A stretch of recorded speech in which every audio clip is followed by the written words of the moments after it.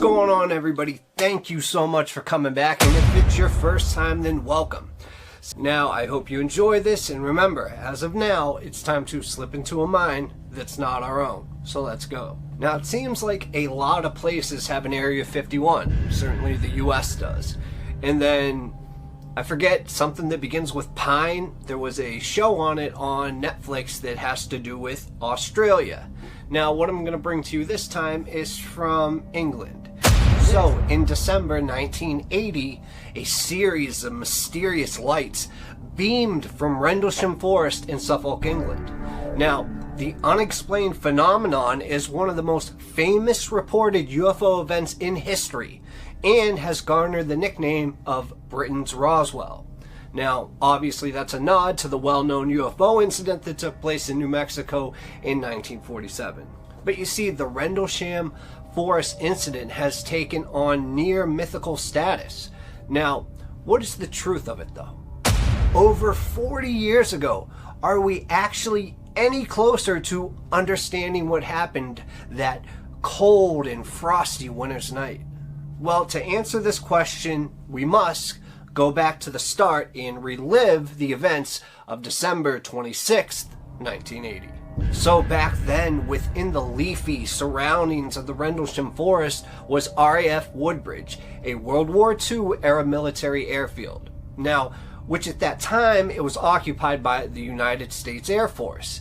And in the early hours of Boxing Day morning, the USAF personnel claimed to see these strange lights that would descend into the nearby forest.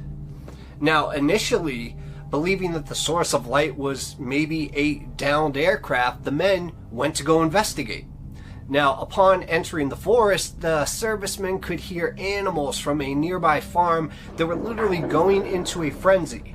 Plus, as they approached this area, they spotted what they would later describe as this glowing object with colored lights that quickly flew away in the direction of the nearby coast. Now, returning to that exact same spot at daybreak, the men found a small clearing said to contain 3 impressions on the ground, creating a triangular shape. Plus, burn marks and broken branches were also reported in the surrounded area.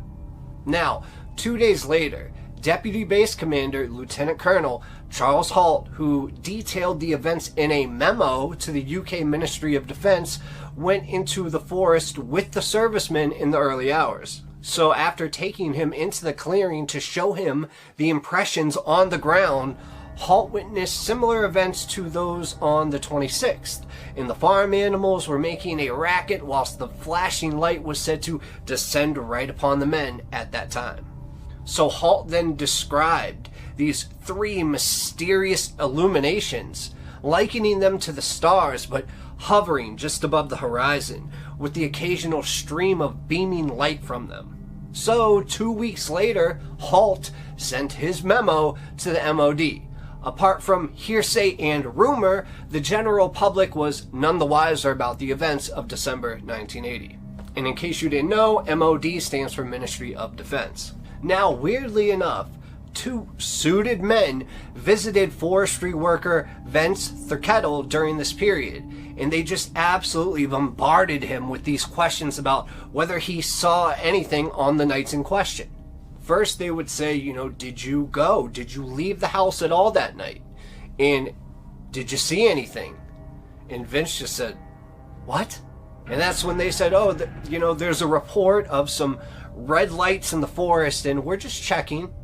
And the 2 of them, very politely but firmly, asked Vince probably about 20 questions.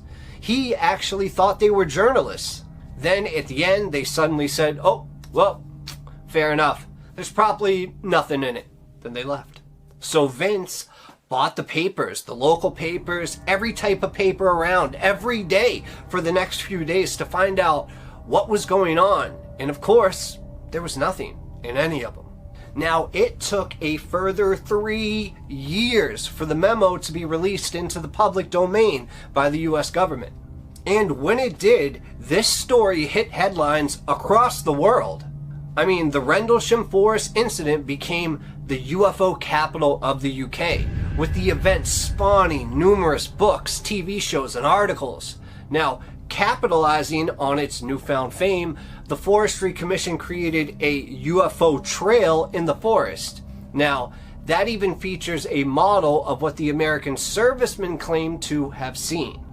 But the question remains, did the events witnessed on the 26th and the 28th of December 1980 definitively constitute an encounter with an extraterrestrial force? Now, Lieutenant Colonel Halt believed that what he and the others saw was outer-worldly, going on record again in 2010 to state it was real and that the UK and the United States government covered it up. So we also have Craig Charles and renowned astrophysicist Sarah Crudas, and they interviewed Lieutenant Colonel Halt as part of the upcoming show Craig Charles UFO Conspiracies. In this pair, they pored over every available piece of evidence as they attempted to get to the bottom of the now infamous case. Plus, they also looked into this other incident within Area 51 that could hold the key to working out what actually happened. Now, while many believe that it was a UFO that descended into the forest that night, there are a great number of skeptics, like always, who feel there is little truth in that version of events. Now, around the time this initial glowing object was seen descending into the forest, a meteor called a fireball by astronomers was recorded over southern England. Now, fireballs are often linked with a spike in UFO reports, and that night in 1980, the one that fell from the sky was said to be an exceptionally bright one.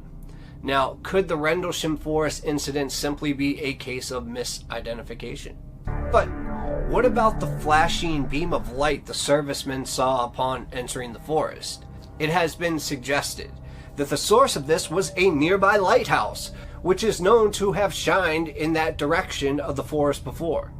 And on the night of the first incident, local police were called to the scene. They reported seeing nothing but the light beaming from the lighthouse, which at the time was one of the brightest lighthouses in the UK. But Halt's description of 3 mysterious star-like illuminations hovering in the night sky has been argued by skeptics to be none other than actual stars. Bright stars distorted by atmospheric effects are another common source of UFO sightings. Now, as for that forest clearing with its broken branches and the burn marks, Thurkettle saw the area for himself and believed it was nothing special. He said it was an absolutely normal glade in the forest with 3 rabbit scrapes, and they're all carefully marked, and that just happened to be roughly in a triangle. Yeah. He also said it was a completely natural glade. And when people ask him things like, but there were broken branches, he says, well, yeah, the forest is full of broken branches. And at least on that part, he does have a point to. Now, I don't know how much I believe this guy, because he said that when people ask him about the burn marks on the trees, obviously there was heat radiating out from a spacecraft and it burnt these trees. But he says it wasn't. It was one of the Rangers, Bill Briggs, with an axe. Tell me again how that makes sense. And as for the mysterious men who visited Vince Thurkettle, most likely they were just local journalists, having heard the rumors from the police who were called out by the United States Air Force on the first night. Yeah. Now, the government released files in 2001 that showed that the Ministry of Defense investigated this incident. However, with little evidence beyond the memo, they quickly decided to take no further action at all. Now, over the years, alternative theories have been proposed to explain what the American servicemen witnessed. Some have claimed it was a downed Soviet spy satellite, considering that the Cold War was at its height during this time. Others have suggested it was the military secretly experimenting with energy fields in the forest. And then they say the whole thing just might have been a hoax, One former U.S. security policeman claimed responsibility for causing it by modifying the lights on his police vehicle and driving around the forest. Yeah, I'm sure that's it. Now, David Clark, who is an academic and an investigative journalist who specializes in UFO research, stated, "We've reached an impasse. There are those who can only see it in black and white terms, aliens or people from the future that came here. Or it's the skeptical version. That is, people are lying or they have been misled by ordinary things. The more it is elaborated on, the more it becomes a legend." Now, while it may seem that the Rendlesham Forest incident can be explained by a series of misinterpretations of various night lights, both man-made and atmospheric, nothing may ever be written in stone about the events of 1980 on that night. Now, if you just listen to all that, I want you to go with your gut. And if you're a skeptic on it, fine, be a skeptic. If you're a believer, fine, be a believer. I just like to think of Occam's razor in this type of situation throughout life. Honestly, the simplest explanation is usually the correct one. Now, would I immediately think if I saw something that was burned that looked like a triangle with branches down and I saw 3 things in the sky and all this stuff, would I immediately think, well, we got some lighthouses over there, there could be a police vehicle that's driving around, plus there's a bunch of rabbit holes, and then the guy with the axe? No. I would think, oh, that's a spacecraft that just landed. But that's just me. But at the end of the day, we must ask ourselves this. The overwhelming evidence in this case remains absolutely nothing if one original detail is correct. And that would be the 3 lights in the sky. If there was only 1 light in the sky, then maybe it was a fireball or the light from a lighthouse. But if there were 3, then this would truly be unexplainable. And personally, I happen to have a lieutenant colonel in my family, and I know how many years it takes to become a lieutenant colonel. And I know these guys are serious and they don't lie. That's all I'm going to say about that. And I want you to remember that military men, just like policemen, are trained to observe. This takes me back to Roswell. I mean, did you guys know that when the Roswell incident happened, the men who saw the downed aircraft, and even some that said there were ET beings in it, but then it was dismissed a couple days later as a weather balloon, well, those men that originally saw it were pilots. And they were the same pilots that dropped the nuclear atom bomb on Nagasaki and Hiroshima. Well, Mike, why is that important? I'll tell you why it's important. So you're telling me that the 2 most trusted pilots that we chose to accomplish the biggest airstrike in history don't know the difference between a spacecraft and a balloon? Let that sink in. Now, you know, I'm a little bit biased, and I always will believe in the extraordinary. And that includes extraterrestrials and especially UFOs. Now, this bias doesn't just come out of nowhere. I have bias on these issues because personally, I've seen them. But if you haven't, that's okay. Just remember, everybody's always looking down. Sometimes it's okay to look up and just stare, especially in the night sky. Now, Mr. Ballen and I saw the same entity. At least I think. Just in different ways. Because I bet you're wondering, what's this story and what's this title about? Well, Mr. Ballen's first story was not only a great story, but for me, it was a relatable story, just in a little different way. Now, if you have not watched Mr. Ballen's first story, I urge you to go watch it right now, and then come back to this. I mean, it's this fantastic story about him going skiing or snowboarding with his friends up in the mountains in a cabin. And in that cabin, that's when, well, I don't want to ruin it for you, but I will just say that he does see an entity that kind of falls through the floor and falls through a bed, and it's this dark, shadowy figure. And as of now, it's time to slip into my mind. I hope you're ready. Okay, so I suffered from sleep paralysis my whole life. And at first, I didn't even know what it was. And it happened, you could say, rarely. But as I jumped into my 20s, it was happening more and more. And that's when I figured out what it was. And believe me, it is horrible. If any of you are going through this, I am so sorry. I wouldn't wish this on my worst enemy. Now, the internet says there's no cure for it. And they say, just try to relax, and when it happens, to try to slip into a lucid dream. Well, let me tell you that it's not easy. And out of all the times I've had it, which is in the hundreds, I've only slipped into 1 or 2 lucid dreams. I mean, it's kind of hard to relax when you're paralyzed and you're focused on your breathing. And the more you focus on it, the less you are breathing. And you feel like this would be the worst possible way to die. Most of the time, I could open my eyes a little bit. And at first, when it started happening, I was almost thinking it was like a mind trick, because I would feel my eyes open a little bit, but I would be seeing things that weren't really there. And then when I would finally pop out of it, and I'd be like, okay, wait a minute. I remember seeing, that blue light of the clock and stuff, so was everything else that I saw real? And it took me a while to realize that I just had to suffer through it and try to find, little ways like touching my fingers together, or rubbing my toes together to try to wake up. At least that's what they tell you to do online.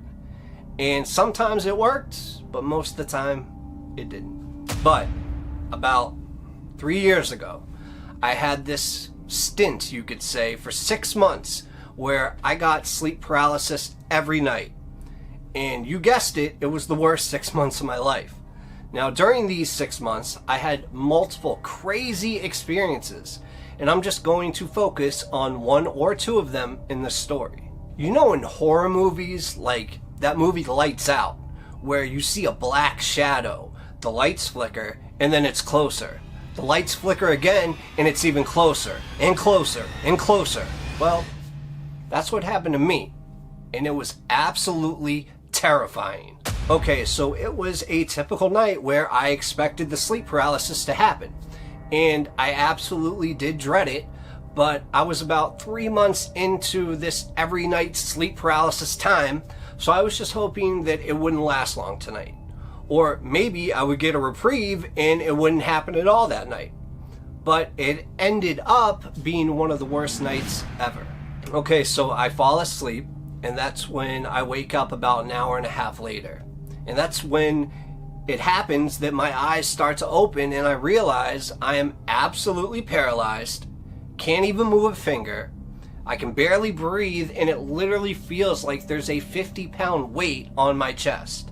And now, even though I love the paranormal, in these situations, I would always try to just focus my eyes to the clock, and that's what I did. I saw this little blue light of the clock, and I would try to make out what time it was, and from there, I just kept telling myself, wake up, wake up, wake up. And this was a long one. I could tell sometimes they lasted 30 seconds, which felt like minutes. Other times they lasted minutes, which felt like hours, and very rarely they lasted what I thought at least to be about 30 minutes to an hour, and that felt like days. So, like I was saying, this was a rare longer one where regardless of what I was thinking and saying in my head, I just couldn't snap out of it and I couldn't move. And that's when it got harder and harder to breathe, like it usually did. But this time, I did something that I never usually did, and that was I looked to the left. Now, I've heard of people seeing things in sleep paralysis, whether it be, ghosts or alien abductions and a bunch of other stuff as well.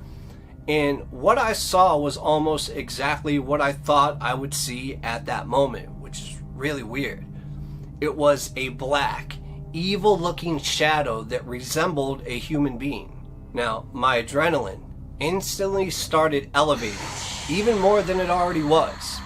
And it just made it even harder for me to breathe. So I closed my eyes, and I said it was just a shadow from something. I don't usually look over there. When I open my eyes, it's going to be all gone. So then I start to squeak my eyes open, little by little.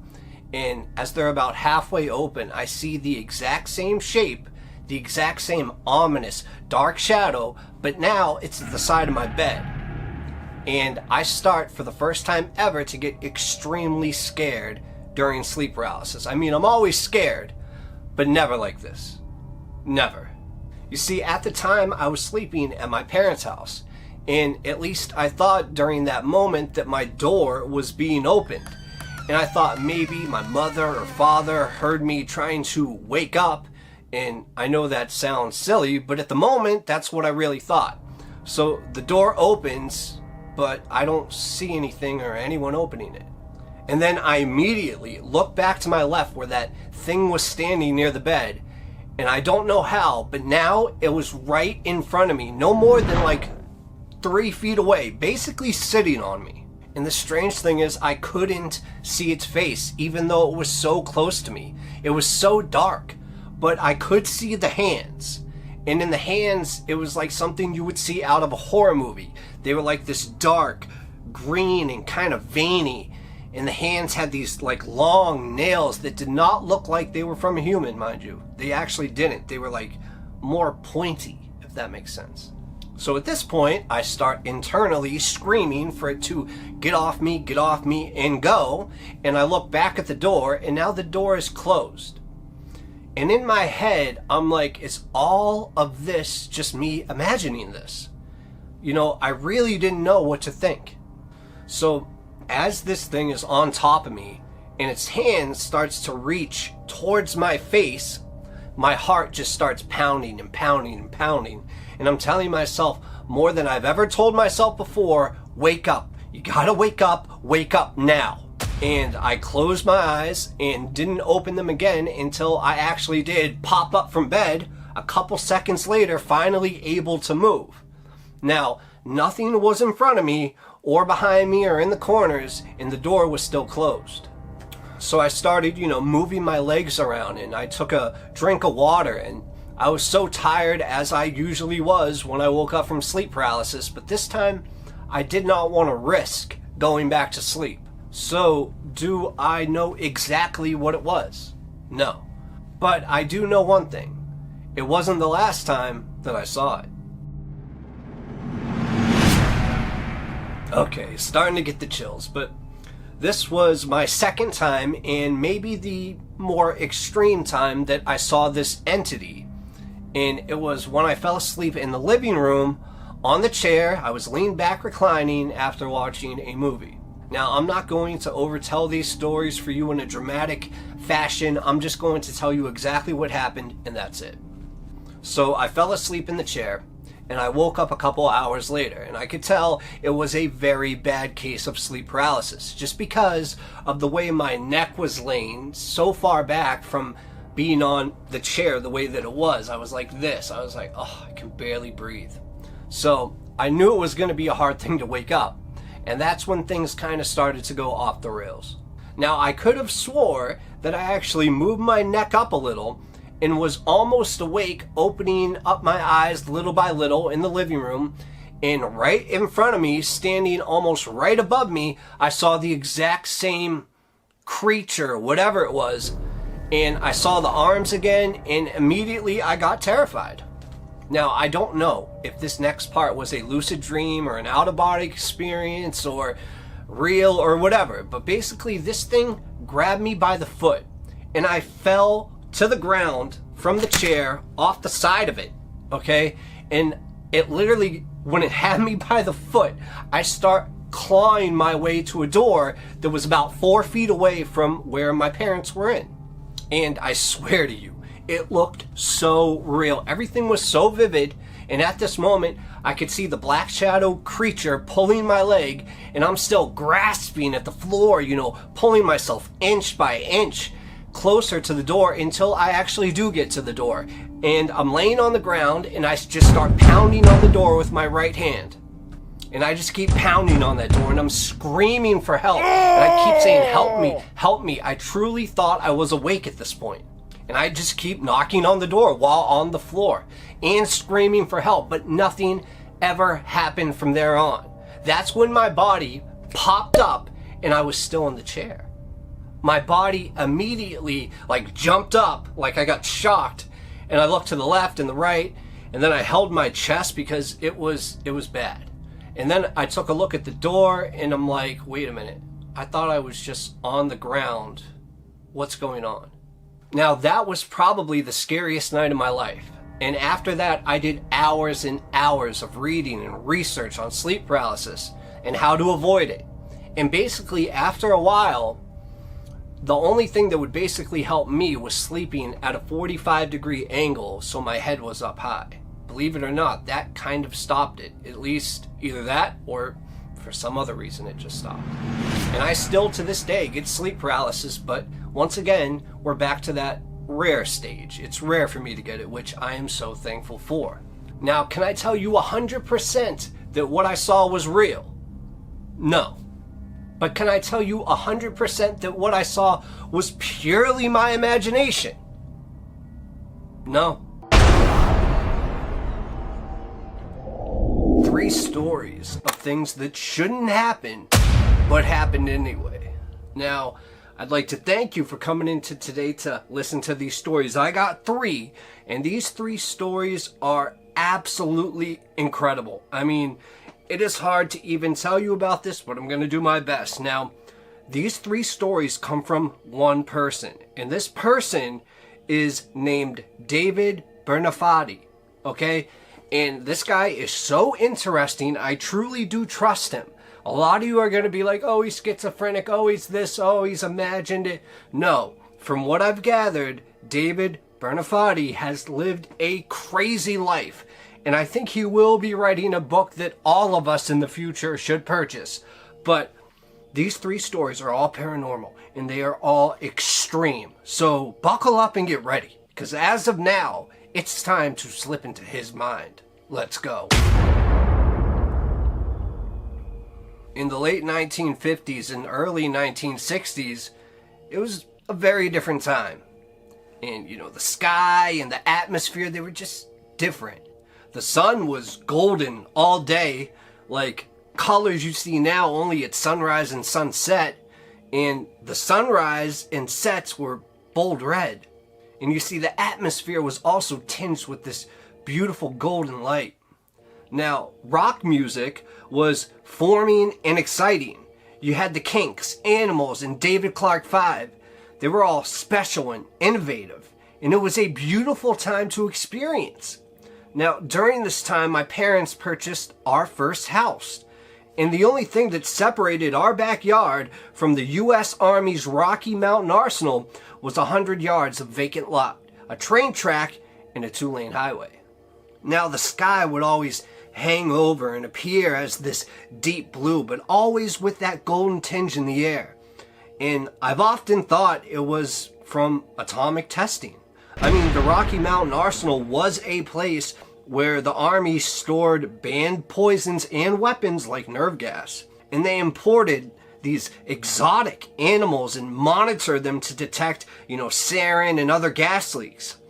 And it was a danger. And it was in the back of my mind, but, I realized it's not really something worth fretting over. And our neighbors were all friendly. And everybody communicated with everybody else, and we would all get together, and they would talk about strange occurrences that were happening in their own houses. So one morning, several neighbors were gathered around the house at the coffee table, which was a common urban ritual, and suddenly the wall cracked. And a 2x4 with nails flew out and stuck in the wall across the room, embedded with the nails in it like it had ripped out of the frame. Now, these type of events were witnessed and talked about by multiple people.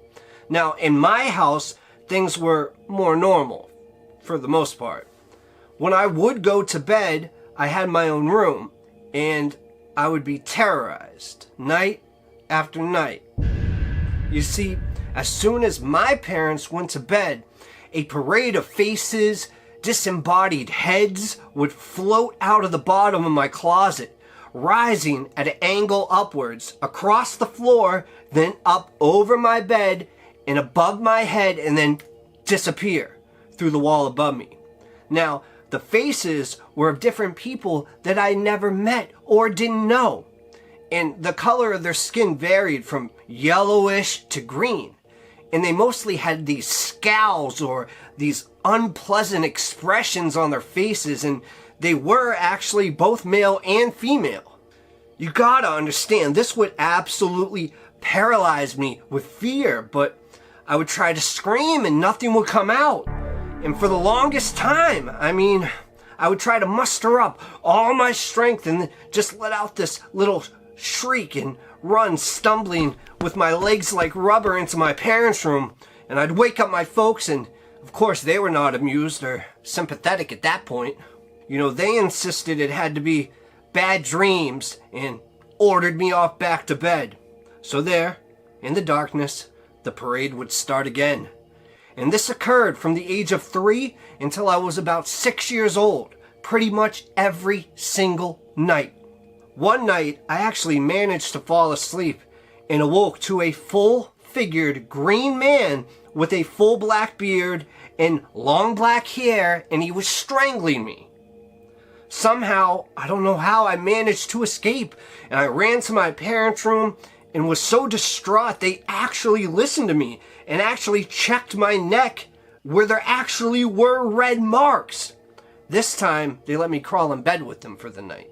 Also, another time, what could be described now as an alien, a bulbous-like head and small body and short in stature, but not gray.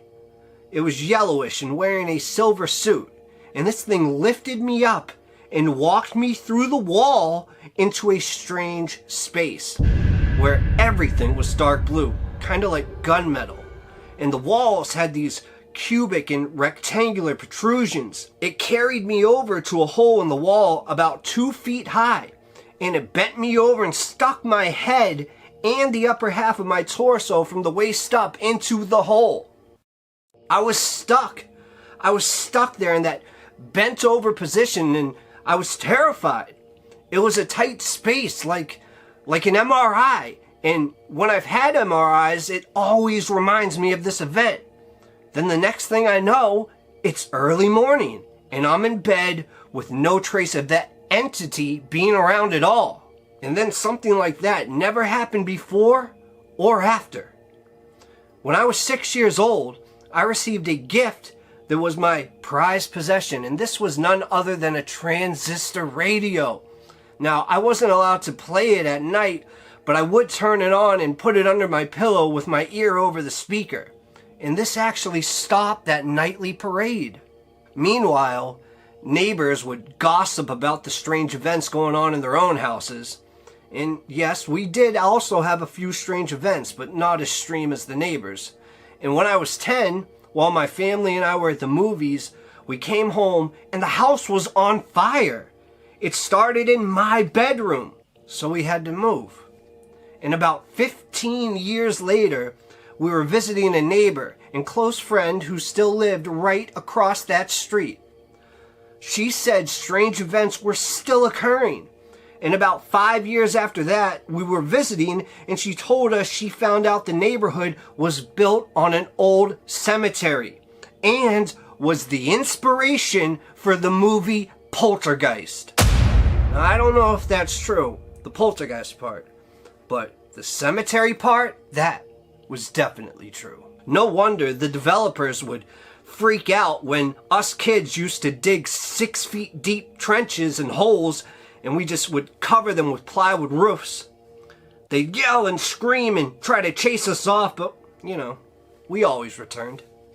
But as an adult, I got a lot of jobs using a shovel. My first was at 16 years old, digging graves by hand. I've never feared the dead or cemeteries. After all, I was raised with them.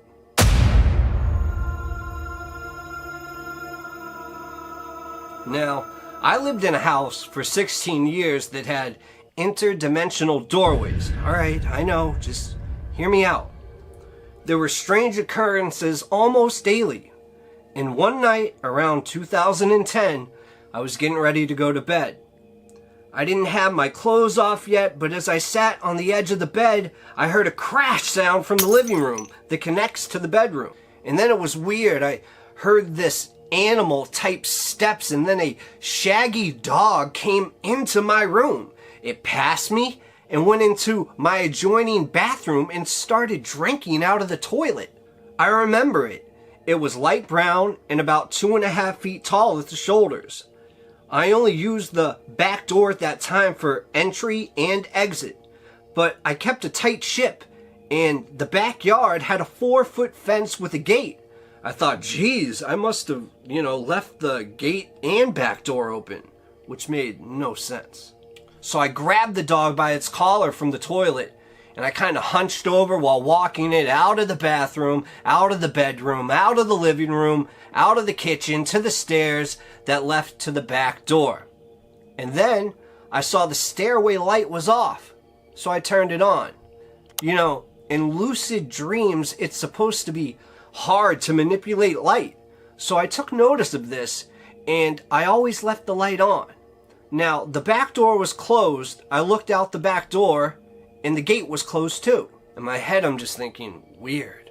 Really weird. Then, suddenly, the stairway wall opened up, and there was a different staircase. I know, I could not believe it. I looked up the new staircase, and there was a balustrade at the top paralleling my normal stairway. Now, behind the balustrade was a table with a man sitting at it with medium-length hair and a mustache, and he was just reading a paper. And then behind him was a woman with shoulder-length brown hair pulling a bowl or pan from a stove that was steaming. I mean, she looked at me and said, "Oh, you found our dog. Hope he didn't bother you. We're your neighbors. It's nice to meet you." Then no names were said. I let go of the dog's collar, and it ran up the stairs to them. My brain is just staggering right now, but my instincts actually were calm and very aware. So I said, "Yep, no problem. Nice to meet you." And as she sat at the steaming container in front of the man on the table, he never said one word, nothing. So I turned to the left to go back up my normal stairway into the kitchen, and after 3 steps, the stairway closed. Now, through the kitchen into the living room, I noticed a metal tray had been knocked off my dining table onto the floor, explaining the initial crash I heard at the beginning. Now, going from there into the bedroom and then the bathroom, I looked, and there was indeed water on the bathroom floor where the dog had been drinking. So I cleaned it up, I went into the bedroom, and I laid on the bed. And suddenly, my mind and mouth exploded out loud with a, "What the was that?" And you gotta understand that there were constant, strange occurrences in this house. Many of them centered on that very stairway. Now, it never opened again visually, and I never saw the people or that dog again. So many things have happened during my 16 years of living there. I mean, I could literally write a book just about that house alone. Now, believe it or not, this was one of the least strange things that I've been through. I promise you, I'll take a lie detector test or hypnosis or whatever, but I swear to you it's true.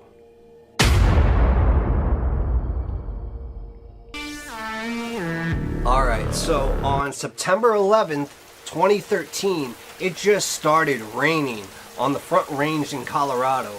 And in 24 hours, 9 inches had soaked Boulder County. Now, by the 15th, 17 inches had fell from a dark, angry sky.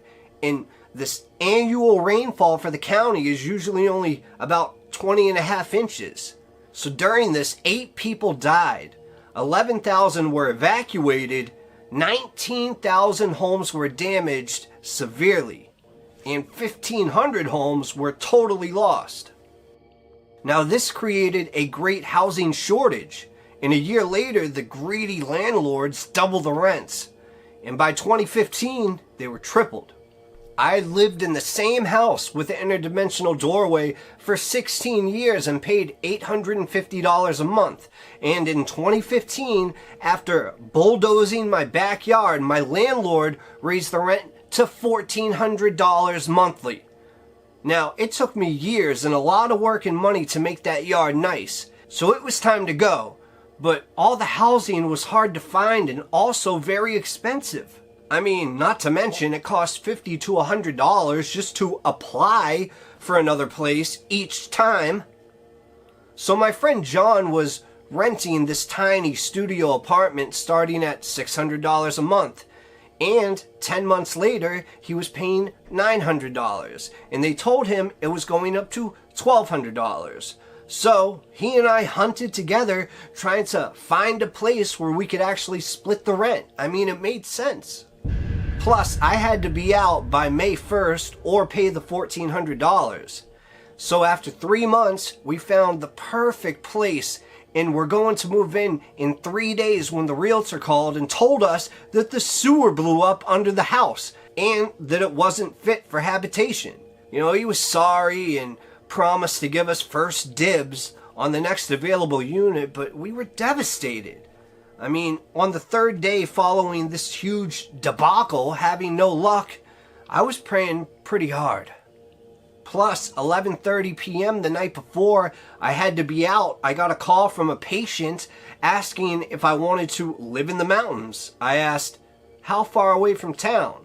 And it was in Silver Plume, 45 minutes away and at an altitude of just under 10,000 feet above sea level. But we jumped at it. The Lord works in mysterious ways. Plus, this place was awesome. Hand-built of choice wood and stone. It had 4 bedrooms, a study, a huge dining room and kitchen, plus it had a jacuzzi in one of the 2 bathrooms. It also sat on 3 acres, on top of a peak right next to the ancient Silver Plume Cemetery. Oh, did I mention there was a bear that was also living in the yard? Too cool. I mean, we were in there like swimwear. So the first thing, I set up my 400 watt guitar amp in the study, plugged my Les Paul in and started shredding. I feel someone tap me on the shoulder and I turn around and nobody's there. And the double glass doors to the study were closed. I'm like, okay, alright, stay calm. So I just keep playing away and then suddenly a moaning voice starts coming out of the 12-inch speakers. Now this is when I'm like, oh crap. So I stop playing and it's still moaning, this hideous wailing through the speakers. So I sat down on the couch and looking and talking directly into the speakers, I say, look, we just moved in. I've been living in a weird house for 16 years. I don't need any more problems. Please, leave me alone. And it stopped. Except for the bear constantly dragging the downhill neighbor's trash to our yard, we weren't having any troubles. Until, that is, October rolls around, and my former drummer Lou called saying that he was ready to play again after recovering from a heart attack the year before. I was like, sweet. So we have our first practice in over a year in town at Lou's house in Denver. And at this moment, I'm like, stoked, great, let's go. So John picked me up after his workday ended and we climbed the I-70 corridor from the 5,000 feet above sea level to the 10,000 feet above sea level. And as we go, the first snow of the year is dropping. It looks like it was raining cigarettes. So we get to the abode and John lets his 2 pit bulls out and we start climbing the hill where my garden was located so I could cover my plants from the snow. And on the way, we had to cross a small dry ditch, about 3 feet wide and about 2 feet deep. Now, the snow had started to collect in the ditch, and I took note, it was a bit slippery. At this point, we're about 50 yards from the graves in the cemetery.